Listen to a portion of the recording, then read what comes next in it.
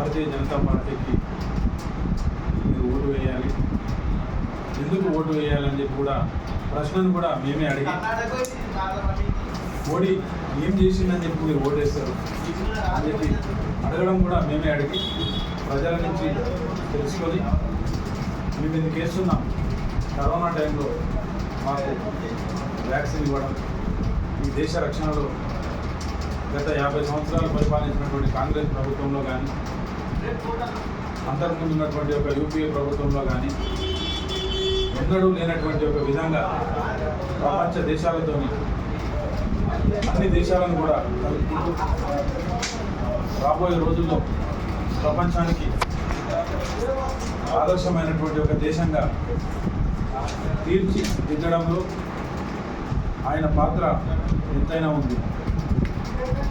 మన భారత ప్రధాని ఏ దేశానికి వెళ్ళినప్పటికీ అక్కడ బ్రహ్మరథం పడుతూ భారతదేశం యొక్క కీర్తి ప్రతిష్టలను ప్రపంచానికి చాటి చెప్పినటువంటి ఒక మహోన్నతమైనటువంటి వ్యక్తి మన నరేంద్ర మోడీ గారు.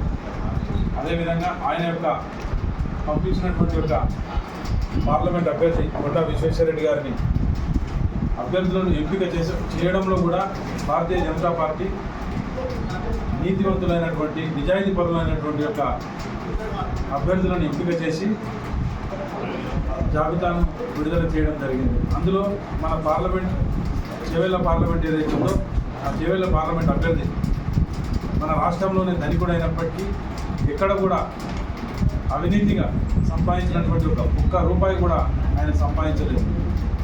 నీతి నిజాయితీగా ప్రజలను వంచకుండా ఇప్పుడున్నటువంటి యొక్క ఎంపీ రంజిత్ రెడ్డి గారు లాగా గుడ్ల స్కామ్ కానీ, దానా స్కామ్ కానీ, భూముల కుంభకోణం కానీ, దేవాలయాలకు సంబంధించినటువంటి యొక్క భూములను కానీ, అక్కడ ఉన్నటువంటి యొక్క గుళ్ళను కూలగొట్టి కబ్జాలు చేసి అపార్ట్మెంట్లు కడుతున్నటువంటి యొక్క ఘనత రంజిత్ రెడ్డికి ఉంది. అంతేగాని ఒక మచ్చలైనటువంటి నాయకుడు కొండా విశ్వేశ్వరరెడ్డి గారు. కాబట్టి మేము ఎక్కడికి వెళ్ళినా కూడా ఇంటింటికి వెళ్ళి మేము ప్రచారం చేస్తుంటే, అబ్బా మీ అభ్యర్థి చాలా మంచివాడు, ఎక్కడ కూడా అవినీతి మరకలైనటువంటి ఒక నాయకుడు.